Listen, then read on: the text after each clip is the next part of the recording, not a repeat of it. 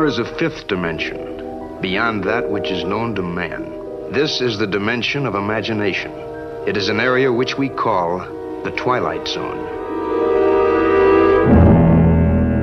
Hello and welcome to the Twilight Highlight Zone. Is that the name of this podcast, Jeff Cork? It's been a while. That's a really stupid name for a podcast. It's pretty great. I am your host this time around. My name is Ben Hansen, and I'm joined by my lovely co-host, Jeff Cork. My name is Jeff Cork. How many people still have this in their iTunes feed is the real question.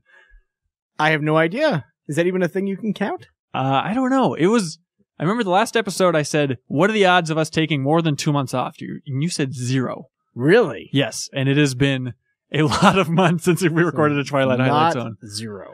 But this is our first special edition of the Twilight Highlight Zone, which we originally planned to do so many of. Yes. I still want to do. I'd like to do more. I'm excited to do this. We haven't even done this one, though, so let's not get too far. This could be a complete disaster. So what we're doing with this one... What are we doing with this one? Is we watched the Twilight Zone movie.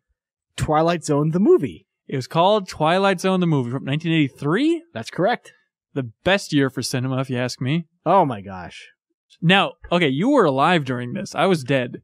You personally. Dead. So, yes. What was it like? Describe the buzz around town. I want to talk about what it was like before you were born. What was that like for you? Oh, look, we'll get to that after this. That's amazing. That's not important. What was it like for me? I remember I was 10 and listening to Midnight Special. Listening to CCR. And it was like, if there was some CCR going on, my ears perked up like a werewolf, and I could just tell it was going on. So I was like, I need to see this movie. I think I saw this when I was around 12. Wow. And first exposure to Twilight Zone, right? Yeah, I think I'd seen maybe an episode or two, like in reruns, but it wasn't like it is now where you could just kind of watch whatever you want. It was like, you just catch it and you're like, oh, okay, this is weird. Yeah. And yeah, that was my first real exposure though. So I guess that's a roundabout way of saying, yes, you're correct. Did it have a big impact on the culture when it came out? I don't know. It's hard to say. I remember it made me think I liked the Twilight Zone. Okay. Even though I was not really familiar with it. Here's a question. Yes. Genuine question. Let's hear it. If you did not watch that movie, do you think you would have had any interest in doing this podcast? Yes. You think so? Okay. Absolutely. So it's not like this movie opened that door for you originally and made you nostalgic for the concept of the Twilight Zone. The key to the door of imagination? That's right. That's what I'm asking. It put that in my pocket. And so had you seen it since then?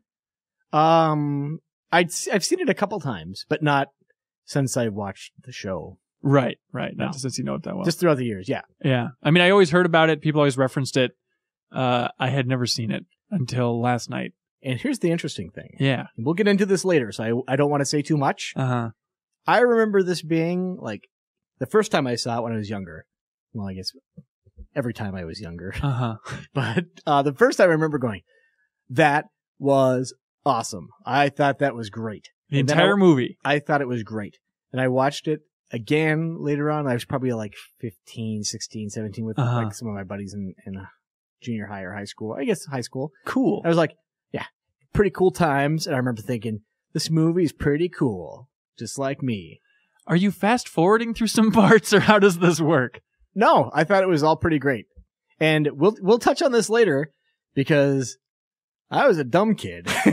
Apparently had the absolute worst taste in things. But again, we'll dig into that on an episode by episode basis. And I believe it'll be a systematic dismantling of my opinions from that era. Could be. Could go either way. So, the Twilight Zone movie. Yes. Twilight Zone the movie, I should say. Twilight Zone the movie. The movie opens with wide shots of lonely roads. Oh, the lonely highway. And a car traveling down the road and a little song playing from a band called CCR. Creedence Clearwater Revisited. And you know who's driving? A young Al Brooks. Albert Brooks is driving this car, and he's sitting next to Brad Shoemaker from Giant Bomb. I don't know if you know. No, it's Dan Aykroyd, everybody. Young Dan Aykroyd. They both look so young. Yeah. And they're singing along to some CCR. It's Midnight Special. Talking about how much they love that. But and they're doing the classic guys in a movie singing along, so they're like doing air drums, and they're off just enough to let you know, okay, they're kind of having fun. But not so off that it's immediately clear it's supposed to be comedic. Yeah. Like, you don't know what they're going for. They're two funny guys not really being that funny, dancing in a, not exactly over the top way. Mm-hmm. So then the new tape player or 8-track, whatever the hell that is. Okay, thank you. It eats the tape. So spits it out. Yeah, they lose their beautiful CCR. They don't know what they're going to do. The radio, this is an odd detail. He says the radio won't work because they're out in the middle of nowhere. Right. And this radio, by the way, has 2 buttons on the tape deck. Eject and fast forward. Just to set you a time and place of what's going on in 1983. It's a pretty good time. It's like, it was a new tape, Al Brooks says. So they have no radio. They have no tape. Mm-hmm. And so they're like, hey, how about you name this tune? And they wait a second. Oh, please. Remember, Albert Brooks is like, you want to see something scary? And he does this headlight thing where he's like, we're driving along this road. And then suddenly, what's that up ahead? A rock kicks up and knocks the headlights out. And he turns the headlights out. Dan Aykroyd, passenger seat, a little uncomfortable. And he's like, okay, I get it, whatever. Then they turn the lights back on. And then the theme song thing. Yeah. So then they go back and forth whistling theme songs. And it's like, at this point, I started dreading, oh man, are they going to do Twilight Zone? Yeah, because they're doing like the Hawaii Five-0 theme. Right. And I should give you an aside here. That National Geographic bit. Yeah. Where he's like, yeah. Look at the old man. Yeah. He looks like an old ape. That line has not left me. Like, really? I think about that probably at least once a week specifically the old man. The zoo ape. This must be where they live. Bum, bum. It is good. Probably the funniest thing from the intros when Albert Brooks is doing the dumb National Geographic theme. Yeah. Yeah, it's good. It must be worth the buck. Albert Brooks' best work, without a doubt. Oh, yeah. It's great. So, I was really dreading that they were eventually going to start whistling the Twilight Zone theme. Yes. They do not. Yeah. Instead, the theme song thing dies down. Mm-hmm. By the way, this is going to be a 2-hour podcast just on this intro. Because it's going somewhere, kids. I love it. So, interesting you'd say that. So, Dan Aykroyd then, in a little lull of conversation, just says, hey, you remember that show Twilight Zone? Yeah. Like, it's this obscure old thing. And maybe in the 80s, I feel like you wouldn't have to ask that now. Everyone would be like, yeah, Twilight Zone, we get it. Mm-hmm. But it's kind of like, that Star Wars effect, like Star Wars in 1990. Yeah. It's like, hey, remember Star Wars? We'd be like, oh, yeah, I guess. It's not just a recurring part of culture. Yeah, like exactly. I guess Twilight Zone is now. But it's like, oh, yeah, I love Twilight Zone. And then they start bringing up episodes. Mm-hmm. Bring up Time Enough at Last, of course. Then immediately go to the other, like, time episode, the Certain Kind of Stopwatch. Yeah. And then they debate whether or not that's an Outer Limits episode, which I thought was also a really funny moment. Yeah. He's like, oh, that's Outer Limits. Yeah. And he just dismisses it completely. But the interesting thing, though, is that Dan Aykroyd, when he's talking about Twilight Zone, is like, that show was scary. And I was like, I was immediately like, either these characters don't really have a fundamental grasp of the Twilight Zone, or I don't know, man. I think the lasting Twilight Zone episodes throughout time, I think you would ask most baby boomers, what's the Twilight Zone like? And they'd all say it's scary. Probably because they watched it as kids, and so certain episodes will stand out. There's certainly scary things. Right. But I would say, like, I guess maybe it's just the choice of wording is always like, that's a weird show. Right. I mean, keep in mind, you just watch through every single one. If you're trying to recall memories, we'll ask your kid 20 years from now, what's the Twilight Zone like? Yeah. Like, oh, it's the scariest show ever made. He's not going to be like, they had some nuanced political commentary going on in there. Boy, Rod Serling really wanted to go back to his childhood. Didn't want to die, did he? Yeah. I was thinking about this. Mm-hmm. In how many movies based on shows is the show existing within that universe? I have this written down as well. Because it's a very interesting idea. I have one example. How many do you have? I didn't come up with examples. I have like a wrinkle on that idea, but let's talk about your example. The only other one I can think of where the movie based on the TV show, where the TV show still exists within that movie's universe, is the Bewitched movie with Will Ferrell and Nicole Kidman from a couple years ago, where they try and reboot Bewitched. Then they find out that it is Samantha, or that she is a witch or something. That's the only example. I haven't watched the remake of 21 Jump Street. They never talk about that. Great question. I love those movies. No. Interesting. No. That's still the same world. It's not a TV show. Okay, so here's a question then. So within this movie, Twilight Zone exists as a show. Right. But as we'll talk about in a very short time, weird stuff goes down, right? Right. Is this the same universe as that episode in the first season, this first season finale, where Rod Serling makes an appearance? A World of His Own? Yeah. Is that what it's called? I mean, it would have to be if it's in the Twilight Zone canon. Right. But talking about the different universes of this movie, I think they're all existing in slightly different universes. Okay. And I think that the opening is in the same universe as Sequence 4. Because not to jump ahead, but in Sequence 4 is the only other time Twilight Zone is referenced because one of the people on the plane has a Twilight Zone book in their hand. So that is also within the universe. Okay. And not to jump on things anymore, but is also in the same universe as the opening. It's these are like similar, shittier universes, would you say? Yeah, I would say that. Okay. So they're talking about the Twilight Zone. Yeah. And it was scary. Oh, the scariest. And they talk about the Outer Limits. Oh, that was Outer Limits. Then Dan Aykroyd gets a real impish look on his face. And he says, you want to see something really scary? And Al Brooks I keep calling him, does he go by Albert? I don't know. You know his original name? What? Albert Einstein. That man. It's true. Is that Albert Einstein? It's true. He renamed himself Super Brooks. Dave Einstein? Is that really his brother's name? Yeah. Super Dave Einstein. Okay, anyway. He's like, you want to see something really scary? And he's like, yeah. He's like, okay, you're going to have to pull over the car.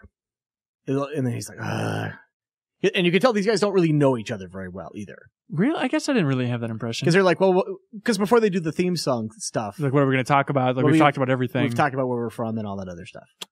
So, yeah. Maybe it's not quite a hitchhiker situation, but I got the sense they were buddies. Well, this leads into this. Because they pull over, right? Yeah. And he's like, okay, you see something really scary? And he's like, okay. So then Dan Aykroyd turns his head and he pulls it back and he's like the dumbest looking ghoul that you can possibly imagine. And then a cougar roar plays as he then shakes Albert Brooks and then it fades to Twilight Zone theme as I guess Albert Brooks is dying. He doesn't like eat him, doesn't bite him. I think he must do that off camera. Because I mean, also, this is why I'm assuming that they're not friends, because why would you do that? Really? Well, look, there's a lot of questions you can ask about this opening. Also directed by the guy who did the first section, John Landis.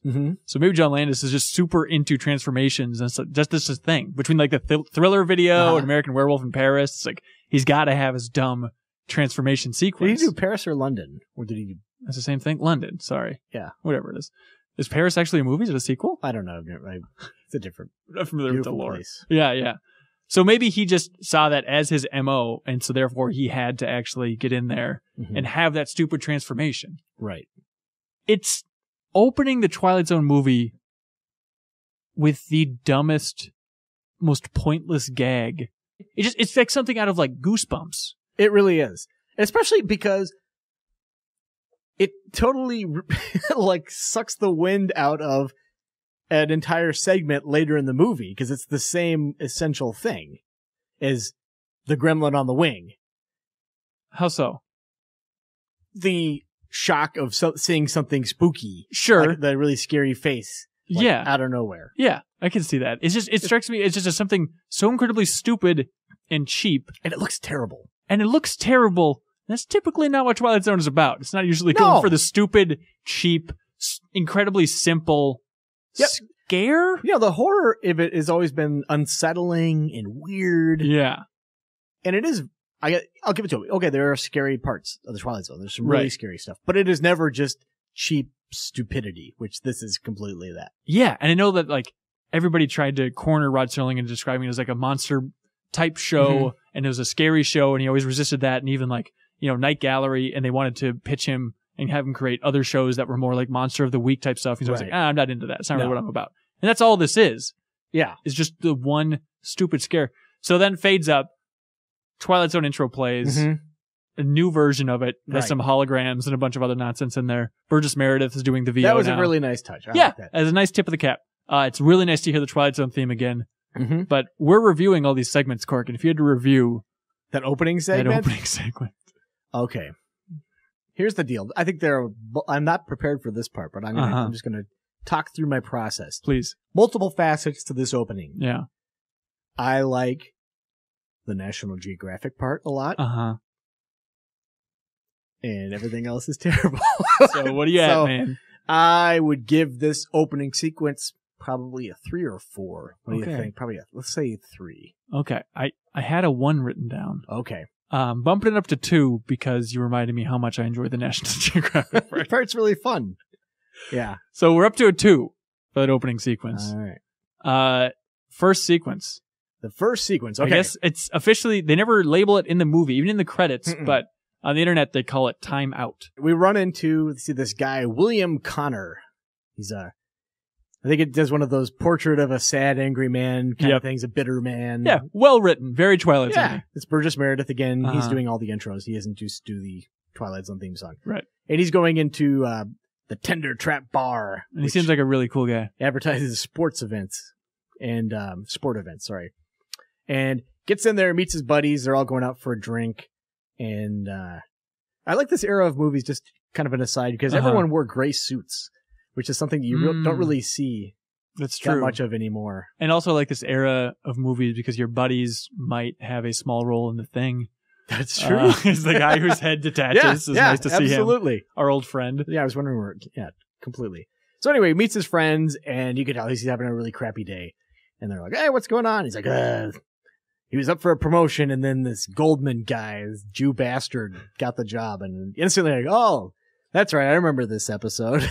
Because if forget, this is an era which I find very interesting, is when they had a character that was racist, they would just straight up show the racist stuff. They wouldn't just have, like...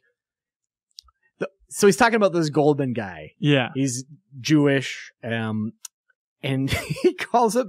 I don't really know how far I should take this. Yeah, no, take it all the way. Should I just do it? Absolutely take it all the way. This is what... Okay, he calls him a kike? Yeah.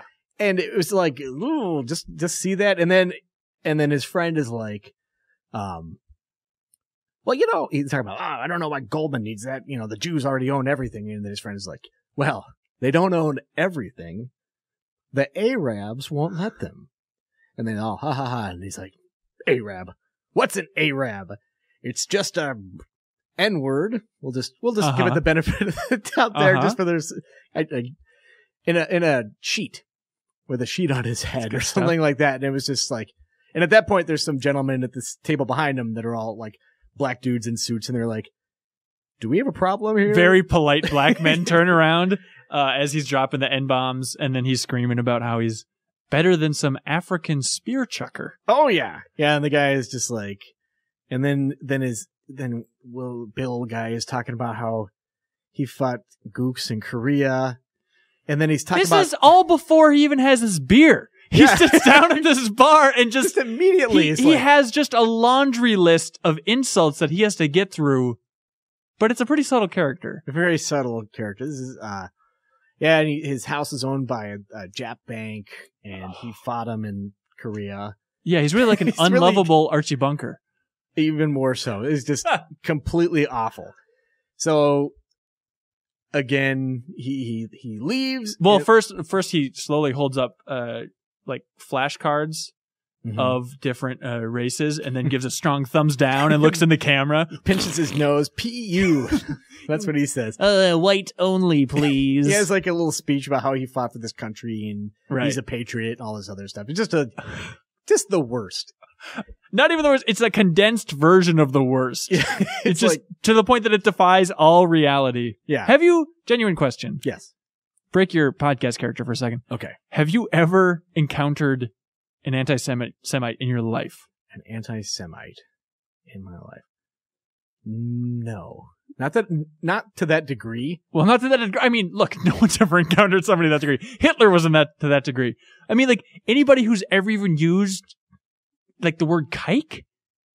No. In a non-joking, ironic way, if that even counts. I've never even heard. Yeah, no. I'm not saying it doesn't exist. It's such a weird thing, yeah. It may be in different parts of the country or a different time, but just that seems so foreign to me that anybody out there is going to be like, sit down in a bar and be like, oh, these Jews. Yeah. Get a load of these Jews. Goldman guy. Anyway, and they bring up, they're like, well, Goldman, hasn't he been working at the firm longer than you? Yeah, but I'm better. Right. I work hard. I'm working for this promotion. Yeah. I remember when I was a kid, I had such a weird, conception of what business was. It's like, you're always gunning for a promotion. That's neither here nor there. That's like you at your current job. The work. So anyway, he goes to the bathroom he excuses himself because I don't know, he's going to go punch a wall or something. And the black guys are like, sorry about your friend. It was pretty nice. So he goes to the bathroom door and opens it, and then he's immediately transported to, looks like the Nazi era Germany. Well, I don't know how you could tell that. There's this giant graffiti on the walls that says "Kill all the Jews." Yeah, it's very subtle with trying to stamp a time and a place on there. Yeah, big Nazi poster, lots of swastikas. I think this is nitpicky. Mm-hmm. I think they might have been going for occupied France. Really? Because that house later on that he goes into, that lady was speaking French. Interesting. So let's talk about that when we get there. Yeah, there's a lot of swastikas all over the place. So anyway, he's looking confused, as you would, because he just wanted to use the bathroom.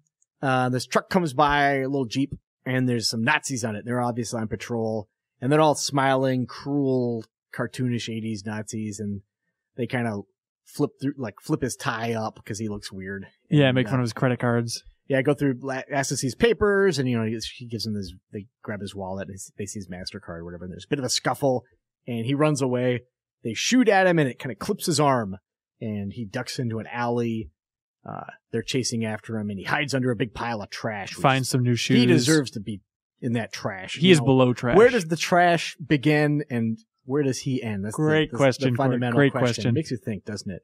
So they kind of go down the alleyway, but they can't find him, and then they start blowing a whistle and then run off. So he opens this door that's right there, and fortunately it's unlocked. It's an apartment, and there's a family that's getting ready to eat dinner. And he's like, hey, you gotta help me, I'm being chased or whatever. And they just look at him like, huh? Then the mom hears the whistle, and they're like, hey, in French, hey, he's in here, get a load of this guy. So he's like, and he starts running. And at this point, the music sounds a lot like classic Twilight Zone music, which I think was pretty cool. It's just kind of that weird dissonant, orchestral stuff. Right. He climbs out the window. And it, but it's like a little tiny ledge. Yeah. So then the Nazis, they're there, they pull up and they see him, and then they're doing the super cruel Nazi thing where they're shooting at him, kind of tracing around him. Well, yeah, and then they're also trying to get him from either side. And this is my favorite part, where one of the Nazis is going out the window to try and grab him, and just immediately falls to his death. Just immediately. It's like, all right, well, I'm glad within the first 10 minutes of Twilight Zone, the movie, they have a guy falling out of a window to his death. Yeah, absolutely. So the Nazis, they're shooting at him and stuff, and he falls. So then he stands up, and it's like rednecks, and they're saying, we got you now. And then they drop an N-bomb, and hey, it's the Ku Klux Klan. They're after this fella, and he's like, I'm white. There's burning crosses. And oh, man, the whole thing. Southern accents, and there's dogs, and they throw a rope over a tree, and his hands are bound. Yeah. There's some kind of a scuffle, and then Klansmen are on fire running around. He pushes one of the Klansmen into the burning cross, and then there's a great shot of the burning Klansman when he falls down on the ground after he kind of sort of lights another one on fire. And then it's a close-up of the Klansman on the ground, and it's clearly one of those guys in the fire suits, which is super thick, so you can't move that much, but he's trying to flail as much as he can in the fire suit. So it's just this subtle kind of waddle back and forth on the ground, which most people, when they're on fire, they're pretty subtle about it. I don't know if you know. It's like the robot. Yes, Uncle. Exactly. It's an homage to that. Yeah, but then he runs and jumps in the lake. Well, before then, though, in a weird touch, he's got his arms are bound behind his back. Yeah. And he kind of backs up to a pickup truck, and he rubs up against the fender. Somehow the rope disappears. I didn't really understand how he did that. Pro tip. So he runs into the water, and they release the hounds naturally, and he is under the water, and they start shooting at him, and then you see bubbles, and then the bubbles stop, and then he's up. And where are we now? A lot of wildlife, and maybe not wildlife. You hear birds. Right. It's like jungle sounds. And there's a lot of ferns and I didn't know where they were going at first. I didn't know where this was supposed to be. Well, we're at Vietnam. Of course. And so you see like some guys talking Vietnamese and they're like walking through. And as we learned, they're Charlie. Then a big python comes by and he has to be quiet. And the python teaches him a lesson about being a bigot. Yeah. He said, you shouldn't judge me. Then a little Hendrix starts playing. It's the dumbest thing. It's the heaviest, like every like Vietnam cliche you can think of. This squad of guys with like cigarette packs in their helmets. Yeah. And like they probably have peace signs drawn on there. Purple Haze is playing on a transistor radio. One of the guys is smoking a joint. Yeah. It's just a small unit as they're on patrol looking for Charlie. They say Charlie too. Paying very close attention to all the sounds around them while they're blasting Jimi Hendrix because they need to constantly remind themselves what era they're in. Yeah, absolutely. So he sees them and he's like, this is my chance. And he comes out, he's like, I'm an American. And they just immediately do the back-to-back circle formation and start shooting at everything. Yeah, really unloading. And for a really long time. This is where it gets confusing lore-wise. But did you catch the line that the one guy said? What was that? As they're shooting, or after they're done shooting, but before they launch the grenade, one of them says something like, I knew we shouldn't have shot Needlemeyer. Which is an Animal House reference. Like, I looked it up, and I guess it was John Landis trying to connect those two and trying to make a joke, because I guess they have some joke about Needlemeyer being shot in Vietnam. Oh, that's hilarious. Yeah, I do remember that. It's just a weird... Because out of context, like, I'm watching the Twilight Zone movie. What are they saying? What, Needlemeyer? What is this crap? Yeah, not great. So, yeah, they throw the grenade, and it blows him up, and it, like, blows him back into Nazi land. Which was disappointing. I was like, where is he now? I was like, oh, he's back in the first place. He's back here. Yeah, game over. And you see, like, huge Nazi flags. Right. It's slowly expanding. So he runs away. He's like, crud. And they shoot him in the leg, so he's limping. And they grab him and throw him against a wall and, like, slap some kind of sticky Star of David on him. Must have had, like... It's a scratch and sniff, yeah. Some double-sided tape on it. And then they lead him into a rail car. And there's a bunch of Jews, and they look on him sadly. And he looks out the window of, like, between the, like, boards of this cattle car. And he sees his friends, like, walking out of the bar. And he's like, no, hey, I'm here. Yeah. And then you hear the train goes, that's my Foley. It's pretty good. Right here. And then it leaves. And scene. And a lesson has been learned. And, like, as the Jewish people are staring at him, it's very much Death's Head Revisited. Like that weird cold stare of the ghost. Like, they aren't really reacting like normal people. Yeah, like they would be like, hey, this is not great. Which I think is, what they would say. But it's just that freaky cold stare.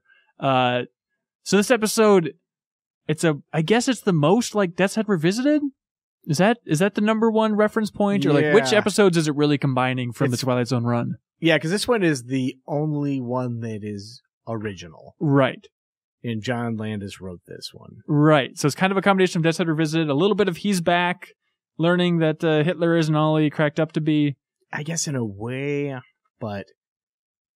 It's one of those things where it's like, well, we're going to do an original Twilight Zone. Let's, Rod Serling, who's a big social justice warrior, as they called him back in his day. Yes, exactly. We gotta bring those elements through. Let's write an original piece. But then, to get out of the gate with the original piece is an odd choice. Yeah. And I gotta say, the big thing that I think most people know about the Twilight Zone movie is that one of the main actors died and two little kids died. And that was in this first section. I didn't connect it with this. I was honestly going into the fourth section. I'm like, oh, this is the one that's going to be about Vietnam. And I'm just too stupid because I was just waiting for the helicopter scene because I still thought that they used like that premise, but they completely cut all of it. Yeah, because originally the way that the Vietnam scene was supposed to go down is that he came upon a village and found some little kids who were in peril, and he grabbed them, and then there was a firefight from a helicopter, and very exciting, and there were some explosions and stuff, and it was kind of a tale of redemption there. Right. And tragically, what happened is the helicopter pilot was flying too low, and there was a kind of an error with the pyro, and it temporarily blinded the pilot, and he came down, and it's horrible. Basically, the helicopter blades decapitated Vic Morrow, the actor, and the two little kids. Was he a well-known actor? Yeah, he was a character actor for sure. Okay, yeah, I've never really heard of him. Yeah. So then they had to recast this guy, completely rewrite the Vietnam section. Like, does all of the footage... What do you mean? That was him. What are you talking about? Really? Yes. Well, wait a minute. Yeah. Oh, wait, so they how does this work? They truncated the Vietnam scene. Yeah. Okay. So the grenade explosion part originally didn't launch him back? I don't know like the exact specifics, but the Vietnam, he went into a village. Because it didn't feel that jarring the way it was, like him coming out of the water and then him with the grenade being launched back. I'm curious how that was actually structured. Okay, so they didn't recast it or anything. No, like that was him. Yeah. Oh man. Yeah. And there was a huge controversy with this because what had happened is John Landis had been like breaking some laws as far as you can only have kids working the past child a certain actor hour. stuff. Yeah. And there were a couple of lawsuits filed and they were settled. So yeah, that's why I wonder if, because this segment is clearly not the best. Is that why they put it first, just to get it out of the way, so people could enjoy the rest of the movie and they can stop thinking about it? I have no idea what the logic behind it was. Yeah, because this is such a lame segment, you know, and then to have. I mean, let's be honest. Like, even 3 people died for this. Yeah. And then, like, best case scenario, like, it was going to be a lame segment. Right. You know, It's interesting now, though, to think about it, because you say, like, well, they just wanted this to get out first so that people can enjoy the rest of the movie. Right. I would be curious that if something like this happened just in today's climate, would the movie even be released at all? Would they just scrap that segment? Well, that's the thing, especially like do something entirely different. Or would they be sure. Or would they be like, oh, this is a fitting tribute to the actor. We need to make sure that it's because, like, The Crow, for instance, right? You know, Brandon Lee died in a mishap with that too. But they still released it, right? Yeah. So I guess. Yeah, I mean, there's also like Dr. Parnassus with Heath Ledger, whereas like half the stuff was filmed. They still released that, and that was like a weird coincidence where it all worked out because all the stuff within the imagination land could be played by other actors, and it actually kind of made sense within that world. Yeah, but he didn't die on the set, though, which is like kind of a different... And especially with something that's so easily segmented, like Twilight Zone the movie. Yeah. Like, they must have known that this is a weak section anyway. And it's like, sorry, John Landis, you can direct something else, but just cut it out, man. Yeah. Just give us a whole new section. Yeah. Because, like, what is the lesson of this entire piece, of this entire segment? The lesson would be, don't be a heel. Don't be a heel because you'll change. You'll go back in time. But it's not like it didn't show him learning his lesson. No, that's the thing. I think that had that accident not have happened, it would have been a tale of redemption somewhat, at least, because he was saving those children. The kids. But as it stands, it falls flat even more so just because he isn't learning anything. Right. It's a bad guy who's then systematically just tortured. And he realizes, oh, it sucks to be Jewish in World War II. Oh, it's not great to be a black person being chased by the Klan. But I mean, what does he do with that lesson moving forward? Exactly. He's not going to be like, oh, now I appreciate Goldman because I was reminded that the Holocaust happened. Right. I felt it from their side. I don't think that's the way that works. It's like a black leather jackets situation where you just kind of go into it. You're like, okay, this happened, but now what? Yeah. I got nothing, man. Yeah. I give this one a 3. Yeah, this is a 3. This is just garbage. It is just garbage. Twilight's on the movie, everybody. Holy cow. Yeah. All right, moving on. Next section was directed by a young rookie named Steven Spielberg. No, this one? This one, Spielberg directed. I have a hard time believing. Boy, I do too. All right, this one is Kick the Can. Kick the Can. Now we're getting into the remake territory, which you think would be more fun. But I don't know if that's necessarily true, at least out of the gate here. Because Kick the Can, one of the most memorable episodes of The Twilight Zone. I like Kick the Can. Yeah. I think more than you did for that original episode. It really had an impact on me. This version of it, I feel kind of loses some of the mystery and the subtlety about the original Kick the Can. But I can see why Spielberg would be attracted to the idea. You know, It's an oddball one, but it's just to have that nostalgic feeling, which is so important to the Twilight Zone. To insert that into the movie isn't the worst idea. So real quick, before we launch into, I can tell you desperately want to talk about this episode. So desperately. How do you think they approached this episode? Or this, the film? Do you think that directors kind of had a crack at what they wanted to approach, or were they like, we need to have these? Because it just seems like Kick the Can is such an odd choice, in my opinion, when you have... I think, well, Spielberg produced it, and I'm guessing he just got his director buddies together. Because it's like, John Landis, Spielberg, Joe Dante, George Miller. Got all those guys together, and I'm guessing that it was just fair. Like, pick whatever section you want to do. I'd imagine they just leave it wide open like that. Yeah. But yes, I think they at least attempted to have a variety as far as like tone. Right. So I guess, this is like the lighthearted, Kick the Can, Night of the Meek, heartwarming side of the Twilight Zone. Right. So anyway. Okay, so here we are. We're in an old folks' home. Sunnyvale Rest Home. Old Sunnyvale. There is a doctor that's running down all the different vitamins they can take. He brings up how a certain vitamin is, good for the sex drive, because just because you're old doesn't mean that you can't have sex anymore. And then it cuts to the people's faces. The old people's faces are like, ooh, all looking at each other. Sniggering. One guy is blowing bubbles. Yeah, which it was a weird. This bubble thing bothered me more than it maybe should, but it's like the whole point of the Kick the Can storyline is to slowly transition to them becoming kids and doing kid things again. So right out of the gate to be like, hey, you can still F each other, and then like guy blowing bubbles, like, well, we're already halfway there. Yeah, exactly. Make them all old stooges instead of just one old guy who has the worst goodbye to his family of all time, where he's visiting with his family's dropping him off again at the old folks' home. He's asking if he can come visit them again. They're like, no. They weren't dropping him off, though. He was packing up because... He wanted to go, but they were visiting him, but he wanted to leave and go visit them. Yeah. He does not want to be in this old folks' home. So a new person in this old folks' home is named Bloom, and Scatman Crothers. Scatman himself. The old Scatman. I mean... He's the best. He's just Mr. The Shining. Like, what else? The Shining, yeah. What else is he known for? Hong Kong Phooey. Is it like a Mini Driver situation where people only know him because of that name? No. If it was Earl Henson, would anybody remember this guy's name? He was known for scat. And for Crothering. Yeah. Crothering his neighbor's ox. Anyways, and so at this old folks' home, Bloom is the new guy.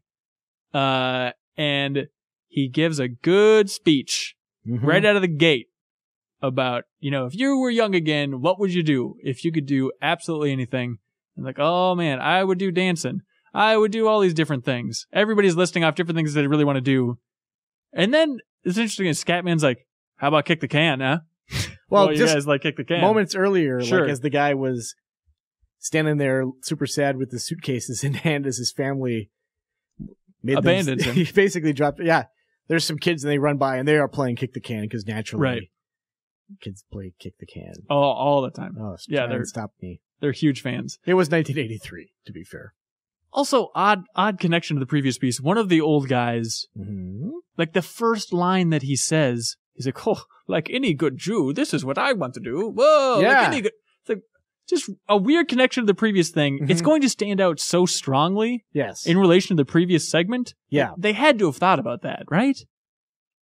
I don't know that a whole lot of thought was put into this. Okay. I guess like originally I read that there are going to be more connections in between the segments. And I wonder if this was one of them, like the super Jewish guy throughout this entire piece. Yeah. Constantly referencing the fact that he is Jewish.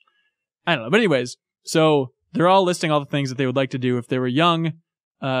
Weird moment. And I'm wondering if you can explain why this actually happened. One of the old ladies talks about how like back when her husband, Jack Dempsey, was alive. And then another guy goes, oh, Jack Dempsey, the fighter? She's like, no, not Jack Dempsey, the boxer. And it's like, oh, okay. Like, what was the point of that exchange? I think it was just to be like a cute thing. It's cute and just kind of make us remember that she had a husband that died. Yeah. And then his name also, he shared a name with someone famous, but it wasn't him. All right. I just want to make sure there was not some inside joke culturally that I completely missed there. Like Jack Dempsey? Like, yeah, just, I don't know.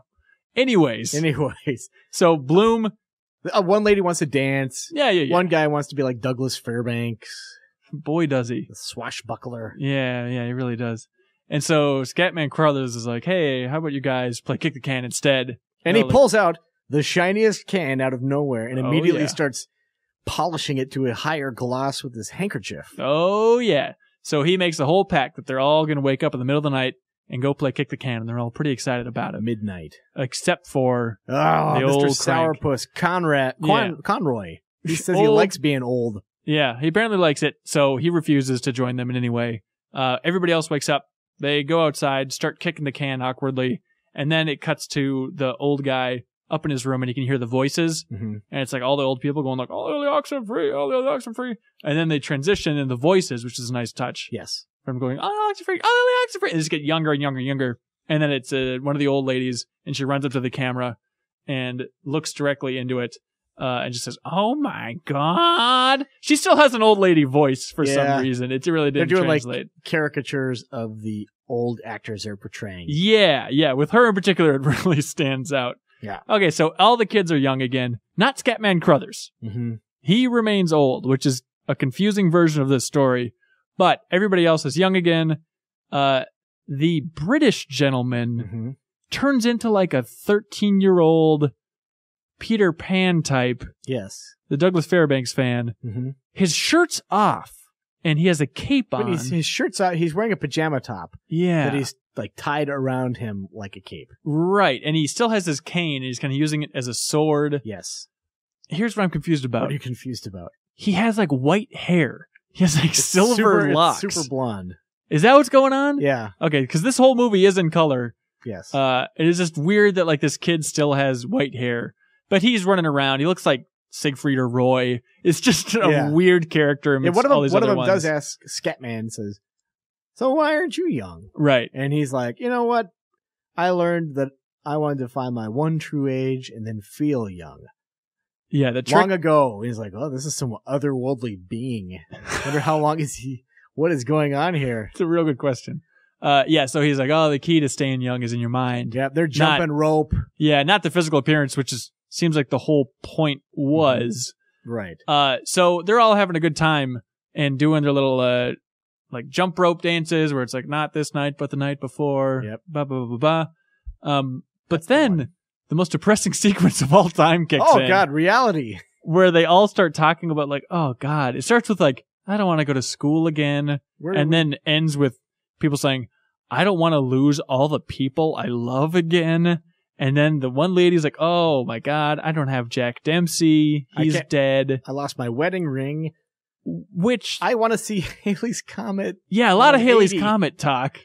They don't want to see it when they're 80, which means she's like 78 in the old folks home, which seems a little bit young for old folks homing, but you know, it's a different time. So Scatman Crothers has the wedding ring. I don't know where he got it, if it fell off her hand and he picked it up, but he then puts a ring on the little girl when she says she doesn't want to be young anymore.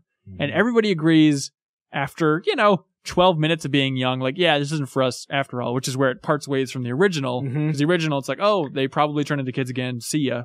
They're gonna go enjoy their lives. I do like that diversion because I like the idea that reality has set in and they're like, well, what do we do now? And they all could think of nothing to do except get depressed, except for the British guy. Oh, yeah. Who immediately is like, I'm going to have sex. This is the best. This is going to be sexy. And then it like cuts to like the little girls. It's a weird moment where he's super into the sex angle of being a 12-year-old with his shirt off and bleached white hair. So they all run upstairs and start jumping on the bed. And to be fair, this is why I think your initial, what you noticed about them acting so childish at the very beginning, just completely neuters the power of them being kids. Right. Because the guy is, like I said, he's snickering when they talk about sex, and the guy's blowing bubbles like an idiot. Right. And when Scatman is like, well, what do you guys want to do? At the very beginning, they're like, oh, we want to play. And they immediately launch into rhymes and all this other stuff. And it seems like they're having a great time. Being old is great. And they're watching Jeopardy and like they have like a real rapport and are enjoying each other's company. And then they turn into kids. And maybe that's the entire point of this. They turn into kids and you're like, oh, this sucks. Right. Being old is awesome because it was awesome to begin with. We did not learn anything from this exercise. Well, I think the exercise. So anyways, they go back upstairs. they're young, they're jumping on the beds. The old guy's like, what the? And goes out and gets the landlady or the caretaker. She comes in, everybody's old again. It's like, I don't know what you're talking about. Except for Peter Pan, Siegfried, and Roy. And he's like, ha ha, see ya! And he like jumps out the window and flies away. Conroy's like, take me with you. And he's like, I can't. I can't. And then, I need to go F 12-year-olds. Flies away. And then like the lady, she's like, who is that? And then just walks over and like closes the window. No question of like, why did this child just fly out my window? Where's the old man who sleeps in this bed? What is happening? And then they're all whispering like, fresh young minds. Or this entire thing, I'm convinced is just it is what got the ball rolling for Steven Spielberg for making Hook. It all feels so Hook. Yeah, for sure. It's a pretty hooky segment. It is very especially hooky. With like the uncle in Hook, like he used to be a lost boy and then he comes back and lost his marbles and all that crap. Him like wanting to be young again and taking off out the window. Yeah. It feels like a prequel to Hook. And I love Hook. Mm-hmm. Don't watch this. This is just the germs of the rough ideas. Yeah. So that's about it. And so the lesson is, nope, but there's more. Oh, sure. So then like, the next day, the guy, the old cranker, he's kicking the can outside and Scatman's like, he'll get it. And then he takes off, goes to the next old folks home. Like, which is literally around the corner. Really is. And like, oh, Bloom, you're here. Please come on in. And he's like, I'll be there. He's like waving his stick in front of people's faces and they're not moving and he's really excited about that. Because he's going to brainwash them all. He's going to make them kick their cans. Yeah, it's, and so that's it. But, so the lesson is, sucks to be old, sucks to be young. Mm-hmm. Scatman Crothers is God. Scatman Crothers is God. I think that's how that all works. Yeah. Did you enjoy this, Cork? Did you feel like, obviously the lesson is be old, but have a young mind. Which is less magical, less interesting than the original. Performances are better than the original. And I don't like the idea of like it just being this traveling guy who knows all the answers right out of the gate. Like knows like, you kick this effing can, you're going to turn young. It removes all the mystery and kind of fun out of learning that and just puts it right in the front of like, oh, this one magical guy. If he comes around, you might be set. But otherwise, you're on your own, old timers. Yeah. I get this one a 5.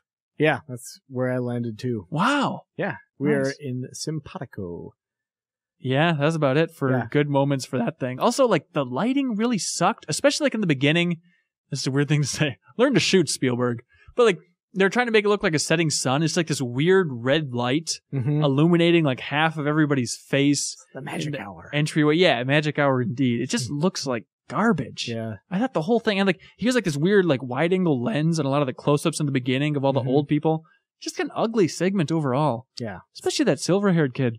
You got a little bit of the brogan. Oh, just a little bit. Jeez. The old country seeping in. So it's funny that you say that you didn't like the approach of a person coming and explaining the mystery, because that segues perfectly into this next section. Cork? What? I honestly set it up that way. I was hoping you would see the connection I was trying to draw there. I am picking up what you are laying down. Start running, kid. So this section, this is basically It's a Good Life. Here's the thing. You knew that? I didn't know that. Okay. This section started out, I didn't know what the F was. I thought it opens with like a lady in a car. And I was like, oh, Hitchhiker. Yep. Cool. They're doing Hitchhiker. Yeah. It's like, she goes to a bar. Well, let me tell you about this episode. All right. All right. We got Helen Foley. She's a teacher and she's lost. So she goes into a bar and this is like one of the only moments in the entire time that I was like super glad. I feel like I was rewarded for being a fan of the show. This entire segment is full of fan service. Yeah, for sure. Because she gets directions from the guy at the bar. Right. And he says, oh, you're lost, huh? So you must have missed the turn to Cliffordville. You want to get on Beaumont Street. Beaumont's a reference to the writer. Right, one of the writers of the original Twilight Zone. Yeah, Cliffordville is of late. Think of Dream of Cliffordville? Dream of Cliffordville. Yeah. And then she's trying to get to Willoughby. Right. She's trying to make a stop at Willoughby. Right. Also, her name is Helen Foley, which is the main character from Nightmare as a Child. And one of the actors in the bar, did you know this fun part? What? One of the actors in the bar that's trying to watch boxing, reference to Steel on the TV, by the way. Yeah. But one of the actors in the bar is Bill Mumy, who was the original kid. There you go. From It's a Good Life. So you got a couple of other ones in this episode, but we'll wait till we get there. Okay.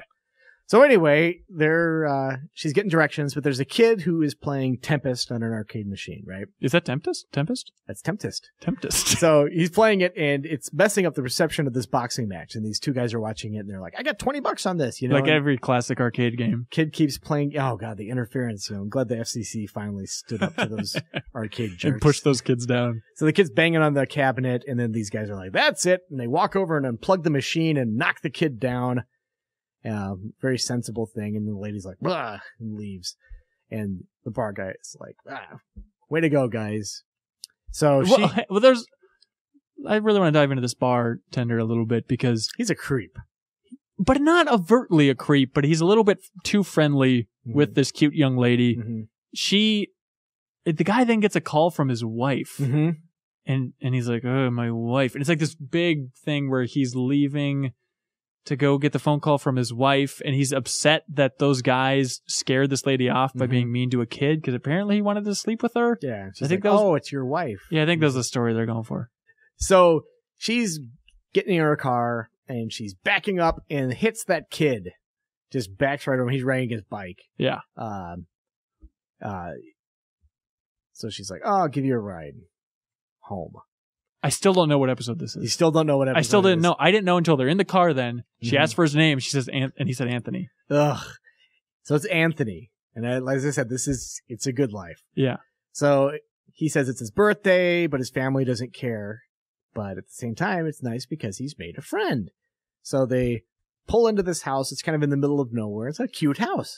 Bunch of abandoned cars in the lot. Bunch of abandoned cars. I love For some reason, they like hover. There's a squirrel who's just sitting on this car. Are you sure it was always a squirrel? What do you mean? I don't know. It could be a transformation. I don't know. So then you see the interior of the house, and there's like a cartoon on the screen, and the house is exactly the same house as in that cartoon, which is a pretty cute little touch there. Wait a minute. Really? Yes. Wait, so the first cartoon, because it's Looney Tunes, it cycles through to Looney Tunes. It's all kinds of cartoons. Yeah. Yeah. So the first one that's on the TV is that house? It is that house. Oh, that's cool. I didn't notice that. Yeah. It's the only cool cartoon reference. I don't know. So anyway, walk in, and there's this guy you learn is Uncle Walt. Is that who it is? Yeah, yeah. Watching TV with a girl who you find out is his sister, and they're very happy to see Anthony because it's like the original. Everyone loves Anthony. Anthony's the greatest. Everyone's very happy, and they're like, "Well, won't you stay for dinner?" And well, she explains, "Oh yeah, I totally ran into your son, literally." Yeah, it's like I knocked him down, and everyone's like freaked out, like you knocked him down. Well, they're all terrified, but they're also kind of amazed, like it's possible to hurt this kid. Yeah, they're like, "Oh, why didn't we think of that? Could have just backed into him." So they're like, "Oh, you got to stay for dinner." And she's like, "Okay." And he's like, "Hey, why don't you? I'll show you around." And then they're like, "Oh, great! I'll grab your bag and take your sweater." And they like yank her stuff away from her. And she's like, "All right." So she goes upstairs, and as she's going upstairs, she's in the hallway, and then it cuts to the family, and they're just like tearing through her stuff, like in a frenzy, going through her bags. I didn't know what this was because like maybe they're starving. Yeah. Like the first guess was like maybe Anthony just hasn't made any food for him, but then later reveals that they're just going for like the prized items, like they want like her cigarettes, right, or like lotion. They're all like rubbing it on their skin, right? Well, yeah, looking at her pictures. We have like TVs with cartoons are in every room. Yeah, and there's like a weird hallway with these like crazy stripes and shadows. It's this entire segment is very Tim Burton, Beetlejuicy. There's like paintings, and none of the people have faces on the paintings, which is super creepy. And she's looking around like. Anthony. Still very polite though. Not really that creeped out. Yeah. Then it cuts back to the family, and they're like smoking cigarettes, and he said like put the lotion on and acting all crazy. Yeah. And so then we go into one room, and there's just like 5 or 6 identical beds, kind of all lined up with stuffed bears on them. Yeah. And this girl's got her back to the camera, and she's watching a cartoon on a TV. And Anthony's like, "Oh, that's my sister, Sarah. She had an accident." And then the only cool thing about this entire episode. Wait a minute. I wouldn't say that, but it is the coolest thing. So we cut to, like, you see Sarah, and her eyes are really wide and everything. And the bottom half of her face is obscured by the television. And her eyes are, like, wide and, like, super spooky. And then it, like, pans, and you see that she just has this smooth expanse of skin where there should be a mouth. It's Neo in the Matrix during, like, that interrogation scene. Yeah, it looks awesome. And yeah, she just like her eyes are like her face is super pale and she just looks terrified. Ugh. She doesn't turn around to see the new visitors. She's just glued to these cartoons forever. Yeah. So they come back down and Anthony kind of looks at his sister suspiciously. And at this point, I couldn't tell if it was intentional or not. This room looks a lot like a set. Like it just looks super phony, cartoonish. Interesting. Yeah, yeah. Also, when they're walking back downstairs, Anthony has a line that I like because the entire family is still huddled, panicking downstairs, trying to go through all the ladies' stuff. And Anthony's like, "Here I come!" And then he like leans to the lady and he's like, "I always like to tell them when I'm coming." Like, I love that they build that into the lore. Like, he gives everyone a heads up so they have a fair chance. Yeah. Because they don't really, in this version, get into the whole mind reading aspect. Right. Of Anthony. It's just very much like if he sees you doing something bad. So they're not scared of like the telepathy type of stuff. Right. So everyone is very nervous and they're like, "Oh, because he like smells the smoke on them. We're going to have dinner." And then the mom is like, where is supper? And she has no idea. Like it comes from a different spot every day. And Anthony's like, "Well, it's in the oven." And she's like, "Oh, it's in the oven." Whew. And then it shows the cartoon, which I guess is the only other cartoon part that's cool. I was wrong. It's a Heckle and Jekyll cartoon. They're talking about, well, because we're cartoons, we can do whatever we want. You know, he turns himself into a mouse, right? Then turns himself back. What is Heckle and Jekyll? I'm not familiar with that. It was the talking magpies. Oh, okay. Cartoon. Yeah, so that's like a legit cartoon. Yeah, I guess I remember I had some of those like on tapes, but yeah. So dinner is served, and it's burgers, chips, candy apples, cookies, some kind of parfait thing. Yeah. Everyone's kind of excited. And peanut butter covered burgers, which probably would have been like a disgusting thing back then, but now it's like a delicacy. Well, yeah, well, if you look at it, Helen opens it up, and it's just this sticky looking mess, and he's very excited. He's like, "They taste great like that." She's like, "You guys eat like this all the time?" And everyone's kind of looks horrified that she would dare question it. She's being a freelance teacher. And he says, "Well, no, it's not good to eat like this all the time." And then, "Oh, it's your birthday. That's right." And then the sister's like, "Another birthday?" Do you know who the sister is? No. By the way. I liked her face a lot. It's Nancy Cartwright, voice of Bart Simpson from the television program The Simpsons. I guess, yeah, I haven't seen her face too much, but I love just like the plain, kind of boring look of the sister throughout this whole thing. Oh, that's great. Yeah. So she's like, "Another birthday?" And she's like, with presents and the whole thing. And Anthony gives her a good look, and like, he doesn't hurt her, but she just kind of like flips her food. Oh, yeah. Like, whoa. And then Helen is like, "I gotta go." And she's like, "No, you can't go. Uncle Walt's gonna do a trick. He's gonna do the hat trick." Yeah.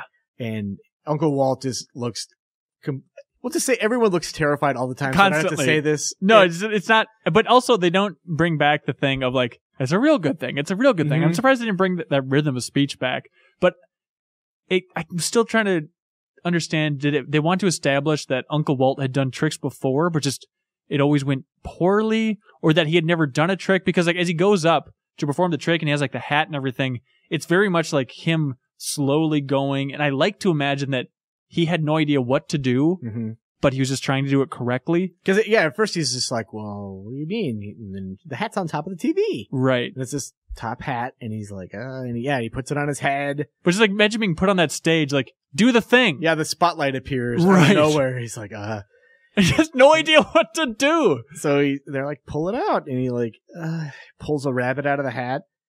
And everyone's like super relieved. And at that point, they showed like the family, and it's hilarious because the mom, for some reason, has a fishbowl. Yeah. Why did she have this fishbowl? I have no idea.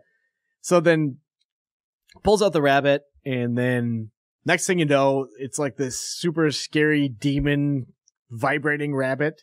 And Anthony's he thinks this is the greatest thing. Yeah. And everyone else is starting to obviously freak out. Then Anthony says, "Go away," because Helen is like, "Make it go away." Yeah. Like this is when Helen realizes that something extremely supernatural is happening here.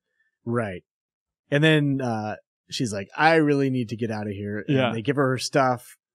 No, Anthony goes through the bag. He sees in her bag there's a note. Yeah. And it says, "Please help," written on a scrap of paper. "Please help. Anthony is a monster." Right. And it comes out that they want to send him away like his real mom and dad did. So you're like, who are these? Yeah, I love people? that story detail about that. Yeah. These are not his real mom and dad. Like, this is like a surrogate family because he's killed so many people. Yeah, so they're like, well, who did it then? And then like the fake parents are like, I didn't do it. So they blame Ethel. And hers there too. She's like, she's not an actual sister either. Right. I think, the sister upstairs, I think That's she the real references sister. is one of the real sisters. Yeah. Yes. But then everybody just immediately dogpiles on Ethel like, oh yeah, Ethel did it. Ethel wrote that effing Yeah, and note. she says, oh, great. So he says, I'm wishing you into cartoon land. And she's on the TV and like all these leering faces are there and like a wolf with an axe and Cuts blood. to the father and he just goes, Jesus. Like looking at the cartoon. It's so and good. it's all this weird psychedelic like moon faces and things chasing her. Pretty in bad flames. drawings, but yeah. And then ultimately this dragon eats her. And then it cuts to Anthony. He says, that's all, Ethel. Woof. It's beautiful. So she runs over to the door, opens it, and there's a gigantic eyeball. Which you must have loved. And I love that. That's my favorite thing. It's a giant eyeball. And then out of nowhere, you hear like sound effects from that old Robotron 2084. And Wait, hang on. This is fascinating. the to video me. game sound effects. I'm not smart enough to know that was Tempest. Mm-hmm. And I did not realize that those were sound effects from a specific game. Yeah. Yeah, because I was very confused about that too, because the TV starts splitting in half, but it's all triggered by these arcade sound effects, and it's Robotron. Yeah. Huh. It's So I super thought there weird. was going to be like some arcade reference coming back, and there really No. wasn't. He's just basically Anthony loses his freaking mind. And the TV splits in half, and this Tasmanian devil cyclone comes out. It is, It and takes it is, way too long. it takes a long time, but it is the exact sound effects from Looney Tunes, which, do you think they had to license all that? Is that a licensed, freaky version of Taz? I don't know. I think at that point, it's probably far away enough. Yeah. Mom drops the fishbowl, and then it's this weird series of like short vignettes of these special effects things, like cartoon things come to life. Like there's this weird thing that blows smoke, and it blows smoke in all their faces, and they're like, ugh, yuck. And then Anthony's just losing his mind again. He thinks this is the funniest thing. And then this other thing, its eyes get big. It does like the, Big Bad Wolf saying like a hot chick, like, ooh, like very Tex Avery type stuff. Yeah. And so it's like looking kind of at Helen and its eyes are going nuts, but it kind of starts out looking a little bit like Taz after doing the Taz spin coming up. But this weird thing starts bouncing around, and then he just wishes it all away. Finally, Right. he's just like, it's all gone. And everything's gone. Then we're like in the little girl lost void. Of I assume nothing. this is a reference to Little Girl Lost. Yeah. And she's like, where are we? He's like, it's all gone. And then where are they? And he says, well, I put them where they wanted, away from me. So I wonder, I hope it's in a good place. Oh no, it's the pits of hell. Yeah, exactly. So then Helen says, well, I see potential in you. But you need to be careful because one day your gift could be too big for you to control. So let's work together to master it. I'll be your teacher and your student. And at this point, on my notes, I'm sensitive viewers. I apologize. I wrote, fuck this shit. Okay. There you go. Then her car comes back, and then they get in. It's dark, and then he makes it light, and they drive away, and flowers bloom behind them. At that point, I wrote fuck this shit again. So that is. So you just hated the idea of a happy ending for It's a Good Life? I hated the idea of everything about the way that this was told. Cork? What? I strongly disagree. Okay, let's talk. I loved the way that they structured this episode. Okay, I really did. I hate it. I think this is one where I think you lose all of its impact by starting off with a character walking into it not knowing what's going on. And I completely disagree. I think that makes it so much better. No.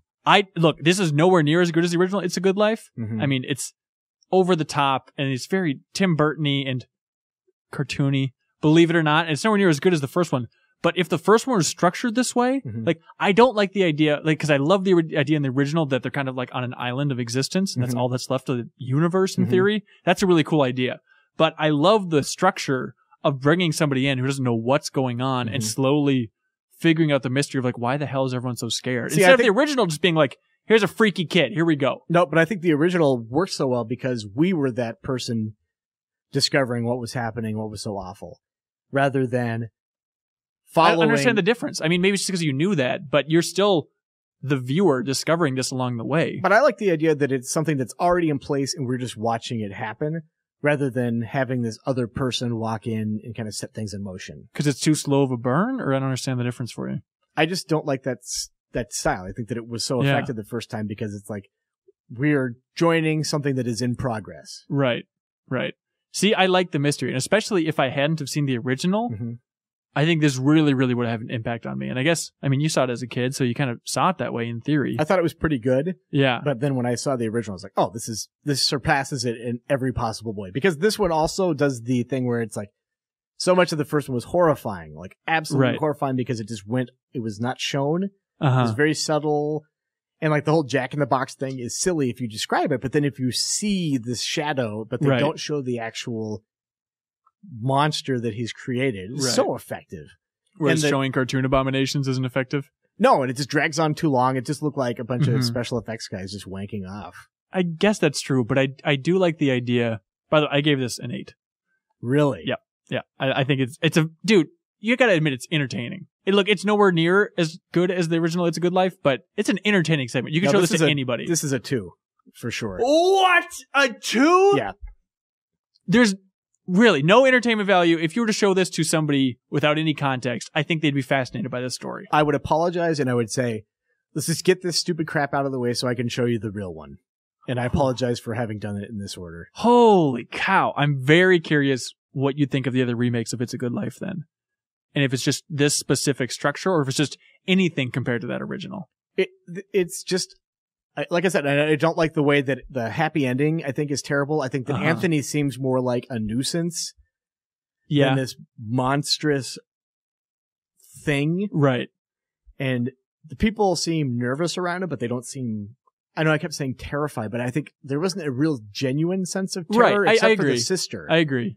And I liked the party that spiraled out of control. I thought that was because that was more like this is their last chance to act. Right. And it's not going to happen. And then it starts snowing and it's like everything else is gone and who knows what's going to happen next. Yeah. You don't need to praise the original. The original was almost, it's as close to perfection as you can get, I think, in the Twilight Zone. I completely agree. And I mean, and this is just completely over the top. They are cartoon scared of him. Like, oh boy, look at him. Instead of like this beaten down, oh dear Christ, this person has made me question everything about reality. Yeah. And I'm going to die. Yes. Which is what that's what the original is about. And they didn't even attempt to do the whole like, he's something that we can redeem. I think completely misses. Oh, that sucks. Yeah, that completely sucks. Oh, he's going to grow flowers just because. Oh, yeah. It's a, what's so special about Helen? She's hot. Yeah. Is that ultimately what's happening? Hot for teacher. Is that what it is? Is he just hot for teacher? He's got it bad. But I mean, really, it's like there's no real connection. I guess she saved him, or like picked him up when he was pushed down in the beginning. But also the idea that there's still an outside world. Yeah, and an outside world that dudes can like push him down. Yeah. And he's just like, oh yeah, I didn't. So does he only have those powers? I mean, I guess within that house and those family members just can't leave? It's like the entire world should be scared of him at this point if he can use his powers elsewhere. I don't know why he wouldn't. Well, they do allude to the fact that Anthony set that entire thing in motion for her to hit him with the bike. Oh, sure. So that he could get a new person to play with. As much as I don't like there being an outside world, I do like the idea of him fishing for more people. It's like going out into the world and finding people to then lure back into the house. And I like the touch of having all the deserted cars there. There are some cool things about this way this is structured. You have to give it up a little bit. Very, very few things. It made me realize that an It's a Good Life TV show, if you turn this into like an HBO show, it could just be endless. It would really be the greatest thing. It could be kind of like the way The Walking Dead was pitched. It could be the It's a Good Life story that never ends. It never would end. He could always bring in more people. In theory, as long as like you'd have to meet somewhere in the middle. It would have to be he'd destroy everything but like a county, you know, and then he's going out and pulling other people from that county. Yeah. There's like the outskirts where they could still have their own mind, but then if you're in that bubble, then you're just effed. And he could just kill people all the time. Yeah. There's your drama. He could fall in love with certain people, then axe them. He could be getting older with the show. It'd honestly be a great TV show. Yeah, it really would be. And this was not a great episode of a movie, though. Just terrible. Did you recognize Uncle Walt? No. Was he Walt Disney? let's just say a certain episode called Long Live Walter Jameson. He was the star of that episode. Yep. The Dustman himself. The Dustman himself. Wow. A gentle breeze. He did live for a long time. Yeah. Oh, that's cool. That's a nice touch. Yeah, this was a lot of fan service. Oh, a lot of fan service. I do love that. Yeah. Because it was subtle and it wasn't like... it was the only time that I think they held back from just being too on the nose. Everything else about this episode was just rubbing it in your face. Sure. But the Twilight Zone references were pretty cute. It wasn't like they walked by the dummy in a glass case and paused and kind of looked at the camera. I also really like the idea of like humans going into cartoons is kind of cute and fun. Not in this instance because people died. But the idea of cartoons made into reality and brought into our world are the most terrifying things. And I feel like they kind of touched on that a little bit in like Who Framed Roger Rabbit. It's like, oh my God, this is some freaky stuff if you actually think about what these things are doing. Yeah. But just the idea that they're all these freaky monstrosities, and you said it was special effects artists just wanking off, which to some extent I think is true. But it's fun to think about what those cartoons would look like in real life. And I kid you not, I wrote down in my notes, I wish Looney Tunes Back in Action was like this, or Space Jam, where the Looney Tunes, when they're brought into our world, are just realistic monstrosities that are terrifying. I then looked up the director of this episode, Joe Dante. He directed Looney Tunes Back in Action. Interesting. What are the odds of that? 100%. Cool. All right. Never tell me the odds. The creatures look like fiberglass creations that you would see at like your State Fair's haunted house, especially the one that blew all the smoke. This episode sucked so hard. Woof. Woof, I disagree. Ugh. All right, let's move on. Nightmare at 20,000 feet, I think is what we have here. Because I'm so fond of giving you character names, and then I will stop talking. Yeah. John Valentine. His name is John Valentine. I don't remember if that was his name in the original. Don't quite recall. But this stars just a fantastic John Lithgow. The sweatiest man in the sky. How many gallons did he lose? Imagine after every take how much you'd have to hose this guy down just to keep that up throughout the entire filming. Man, it really made me thirsty. I wanted him to have a canteen at one point. Oh, he desperately needed that canteen. All right, so John Lithgow opens in the bathroom. He is terrified. Won't open the door for anything. Some lady comes up to try and use the bathroom, holding the Twilight Zone book. That's a flight attendant. No, but there's an other lady who's like, what's going on in there? And she's the one who's holding the Twilight Zone book. Really? I didn't see the Twilight Zone book. Yeah, it's a weird one. So, in theory, John Lithgow could have watched the William Shatner episode. Which, by the way, I sent you this link a while ago. Yeah. There's a great reference in Third Rock from the Sun, where William Shatner plays the big giant head, like the alien boss, and he flies in to visit them, wherever they're based. I forget where they live in Third Rock from the Sun. But John Lithgow, another alien, says, "How was your flight?" And William Shatner says, "It was terrible. There was something on the wing and no one would believe me." And John Lithgow says, "The same thing happened to me," which is a very funny joke. So anyways, John Lithgow in this episode is locked himself in the bathroom. He eventually comes out just sweating. They're trying to explain the odds of how this plane won't crash. You're safer in the sky than on the road. They finally get him in his seat. He has a book, and it's called Microchip Logic. And the flight attendant's like, "Oh, so you're into sci-fi, huh?" He's like, "No, I wrote it." So he's an engineer, but and more importantly, it just establishes that he's a very logical thinker. Right. Which I think is an interesting twist. Instead of just, recovering mental breakdown guy that William Shatner was with his loving wife, this guy is a loner. He's all on his own, which I like even more. And he is a very logical guy. Right. He just cannot stand being on an airplane, and he's going to sweat it out. This is the trifecta of movies set place in the 80s. Yeah. You've got a cassette. Okay. Right. You've got guys in gray suits. The final one is when he's walking down the aisle, there's a guy with a punk rock haircut. Yeah. Sunglasses, listening to music on headphones. Boy, too loud if you ask me. Yeah. That's basically like, you would see him in the background of the police precinct. But yeah, that's very true. So they sit him down, which is the most confusing part of this episode. The only part that doesn't really work for me. Sit him down in his seat, which they mentioned is 4A. For 4A to have the wing directly outside, it's a little bit of a stretch. It's too far up in the plane for that. It's a real stretch in the middle section of the plane. Yeah. Okay. All right. Anyway, so he sits down there. Believe it or not, he decides to look out the window. Flash of lightning. he sees in the perfect level of obscurity where it's raining outside. It's tough to see watching this in HD, you know, but still there's something out there and it looks freaky. It looks like a humanoid. It is not an abominable snowman. I think the creature looks cool. I'm going to back you up a second though, because this is, before we get to that though, there's a little girl on the plane. Right. And the pilot's like, oh, we got a little bit of turbulence, so I ask you to extinguish your cigarettes and put away things, blah, blah, blah, blah. John Lithgow, when he gets to his seat, immediately lights up. Yeah, This big fat guy sitting in front of him and like looks back and gives him a scowl. That fat guy was confusing. And there's a little girl and she's got a W.C. Fields ventriloquist dummy. Right. And she says, no smoking. N-O smoking.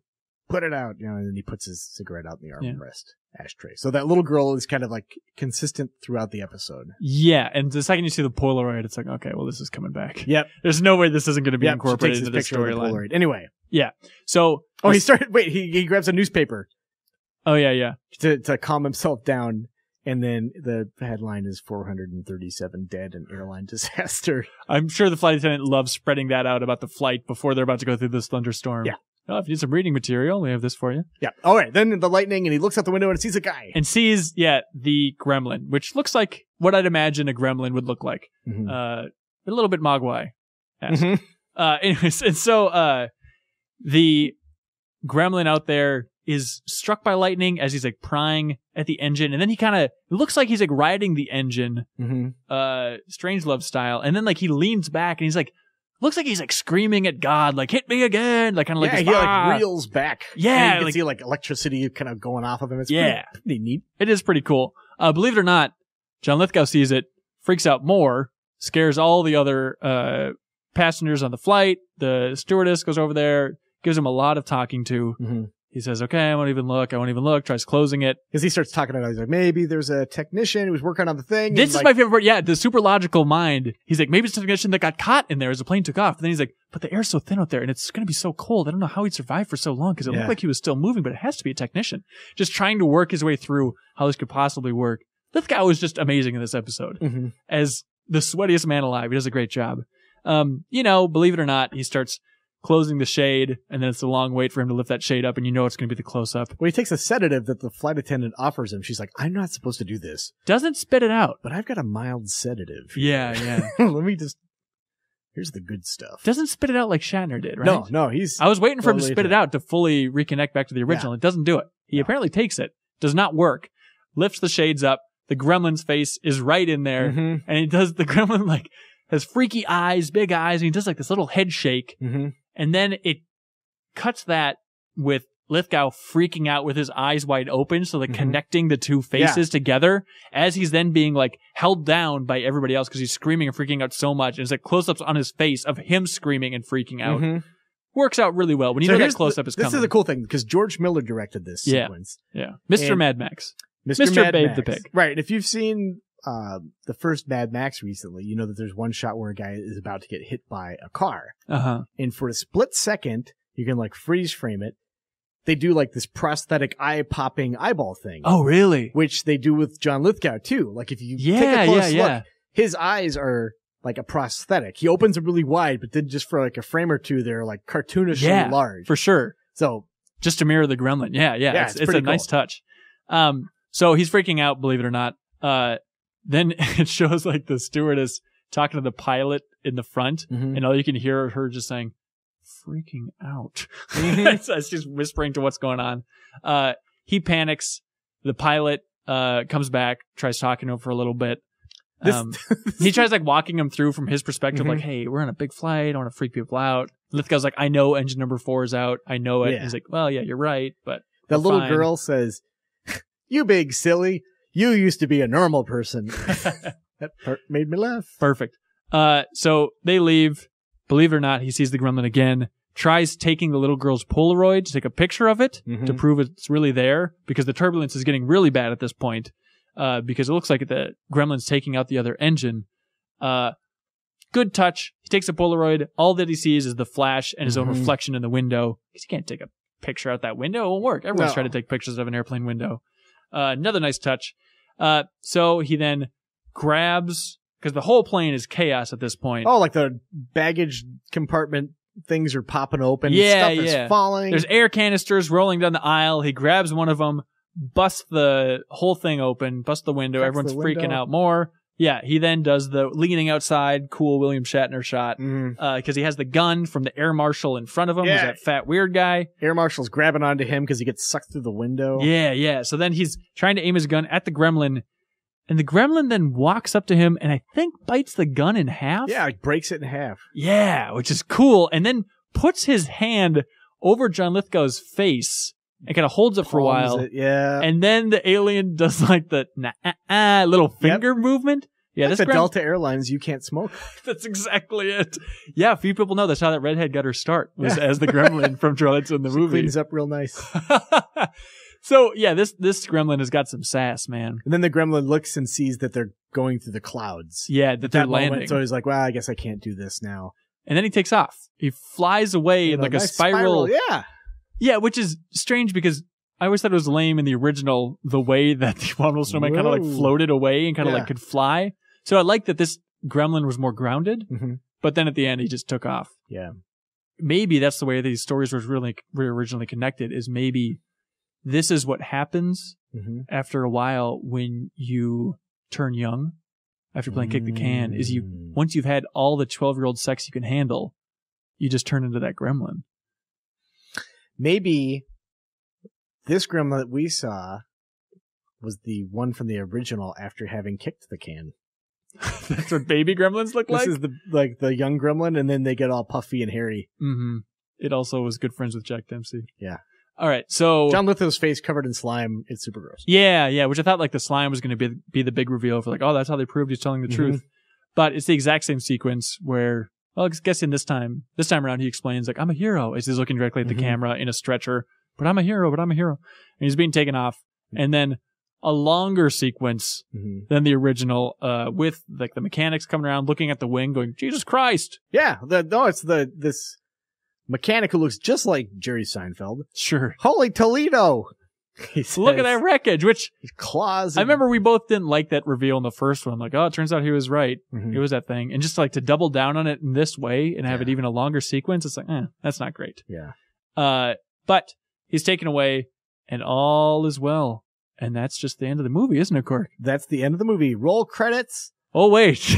Wait, is there a song that plays in the ambulance, as is the custom? Yeah, they turned off the siren in the ambulance because like, oh, we don't need to bother with this stuff. Let's crank cool. up a little bit of CCR, everybody. What? Little midnight Where have I special. heard this song before? So he's riding in the ambulance, talking about like, oh, you had quite the scare up there, huh? He's like, and John Lithgow's like, oh boy, did Who's I? asking this?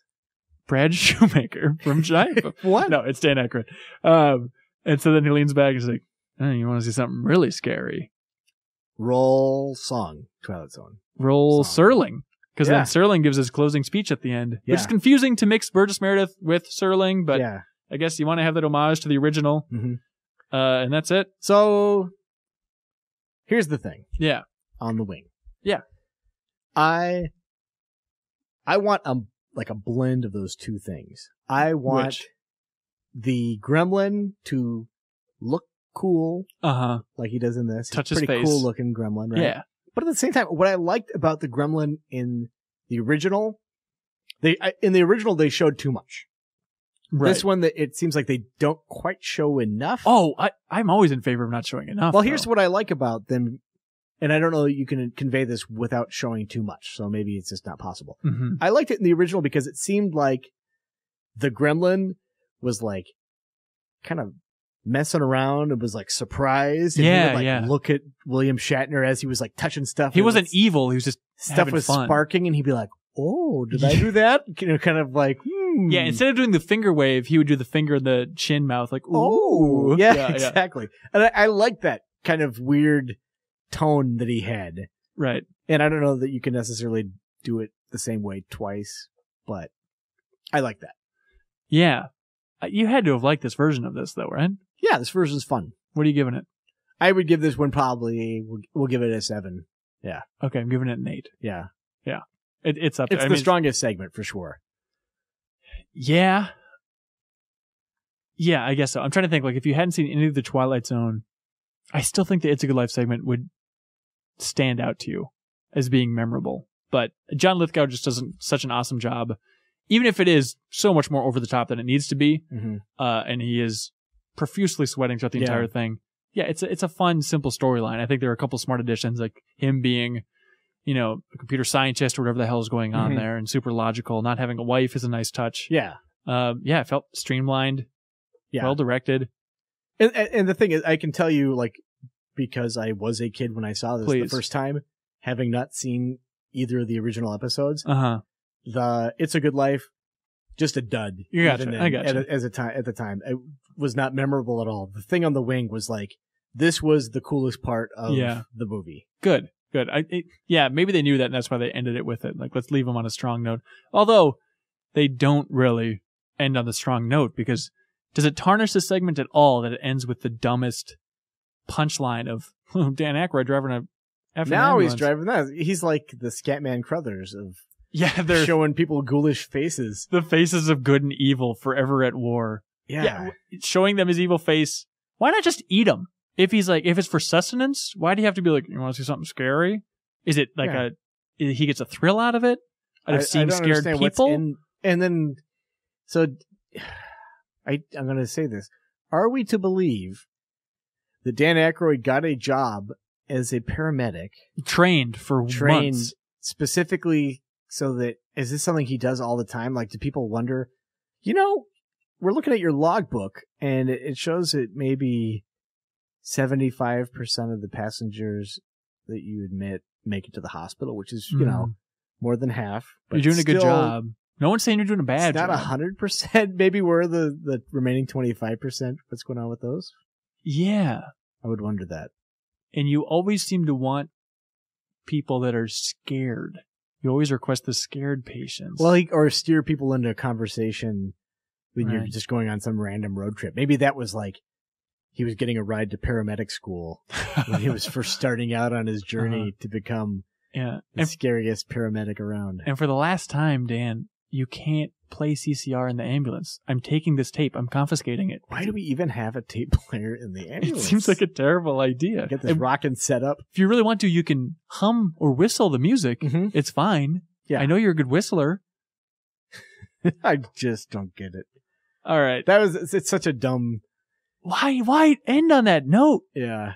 You don't have to do it. Like, I know they want to bookend the thing with something, but F it. Just the dumbest gag that makes no sense. I wonder if they felt compelled to this, and I'm just making this up as I go along now. Please. I'm just thinking about it. I wonder if they're doing that because they wanted some kind of, like you said, bookending. And the original show, that would be Rod Serling. Right. Coming in and introducing the thing. This one not only didn't have the thing to introduce, because these are all like separate little vignettes. Right. But we also don't have the luxury of having Rod Serling available to do that. So there's like two strikes against it, but they still want to kind of have that ease people into it tone. Right. Yeah, I guess that could be. But then they just did it in the worst possible way. They should have just had Burgess Meredith come out and be like, hey, I'm Burgess Meredith. It really would have been nice. Maybe they're trying to appeal to a younger crowd. Like, hey, kids like comedies these days. Let's get these two wacky comedians to kind of sort of be funny. Yeah, people like Al Brooks. People love Al Brooks. You kidding me? He's the star of the world. So, all in all, are you glad that this movie exists? All in all... If you could erase it from history... Yes. Yes. I would erase it from history. Okay. Yeah. And so in the same breath, you would erase all reboots of The Twilight Zone from history? Not necessarily. Okay. I haven't revisited any of those, though. Because before I rewatched it, I was like, oh, Twilight Zone, the movie it's probably not going to be as good as I remember it. But it's still probably going to hold up pretty well. And having just watched it, it doesn't hold up very well at all. This is just not a good movie. I was excited, like I said, like when I heard the theme song playing in the beginning, I was like, man, back in the Twilight Zone, my good buddy Cork. This is going to be great. Yep. And then those first two segments were so rough. But the back end, I really enjoyed watching those. I thought it was a great time. Yeah, it gets better, but I think the first two are so crappy. And why not? The third one is just terrible, too. And I disagree on the third one. But it's like, if you have some good segments, no movie is easier to re-edit and reshoot than this. Like, they must have tested it. All the audience must have been like, dear God, those first two segments suck. What are you doing? Well, maybe they're like you and I. We have a difference of opinion. Because I thought the third one sucked too. So maybe the audience just thought the entire movie sucked. Maybe they should have just stretched out Nightmare at 20,000 Feet. Would have been sweet. Entire. All right. Do you think they made a bad call? Which episodes do you think they should have brought back? Ooh, that's a great question. I hadn't really thought about this. Not necessarily just like, the best ones, of course. No, but which ones do you think would have been ripe for like a good condensed movie form? I think the Fear. Really? Yeah, I think that would have been Why? really cool. Because you could kind of explore that one, do something different maybe. You don't necessarily have to have the reveal be that the aliens are 2 inches tall. But they could be, you know what I mean? Like, it seems like that's a really tense, fun episode. Yeah. Pretty theatrical. Shot an arrow in the sky. Yeah, something small like that. Yeah. Even though it's still plane themed, my mind went to, dear God, what's it called? The time traveling plane. It's been a couple months since we've recorded these. I forget the name of that episode, but like, it's just, I always said that it was so ripe for a sequel, and it just constantly descending and having better special effects for those dinosaurs would have been nice. Mm-hmm. It's sort of just infinite possibilities with that one. So it's like, they could have had that storyline, but just completely different scenarios that they would descend from the clouds into. Yeah. Traveling through time, The new exhibit could be super cool. Sure. They should have done one of the dummy episodes. I mean, they more or less did with the references to the puppets. I guess they didn't. But just having those references to the dummies at least. Because the lady had the little girl had the dummy on the airplane, which the big guy was then like holding later on. And there's also another dummy. There's a puppet in the second segment, the Kick the Can. So at least they had little homages to the dummy. But do you really want a third effing dummy sequence? I wouldn't say that those were the same as dummies. Okay. Well, you're right. It's not the same storyline, but The Hunt would have been great. Oh, my God. I want to see Jeff Myrtlebank in Congress. I want to see Jeff Myrtlebank in Congress. I'm the Rockabilly Kid. All right. Are we done here? I think we're done. When is the next time we're going to do a special? Well, what would you get this movie as a whole? Oh, great question. Great question. Don't add up the scores we've given. Yeah. And average them out. I think that's unfair. So don't do that, people. Because each one is being weighed differently according to the algorithm that we created. Shall remain in secret. I have a number in my head. Do you have a number in your head? I have a number in my head. I'm going to put it on my hands. I'm going to put it on my hand, and then I'm going to count to 3, and then we're going to say the number right after that. So we're giving it 3 fingers? Is that the 3 bank? Okay. As Myrtle Bank. Okay. All right, ready? Yeah. 1, 2, 3, 5. You also gave it a 5. I gave it a 5. God damn it, Cork. Our brains are aligned. I know. This is just a great day for Jeff and Ben. Yeah, we should keep doing this forever. Loving it. Let's never stop. I have a lot of ideas of future episodes for bonus stuff. Okay. I have a whole thing on my phone. A whole thing on your phone. I would love to do more because I enjoy doing the show, and I hope everyone likes to listen to it. This was a really long one, but... So let's keep it going. It's a whole movie. Come on. Yeah, we got a lot to digest. All right, so thank you so much for listening, everybody. We will most likely be back in the future. Don't unsubscribe from us, please. Thank you. Thank you for listening to this dumb thing. And until next time, bye. Twilight.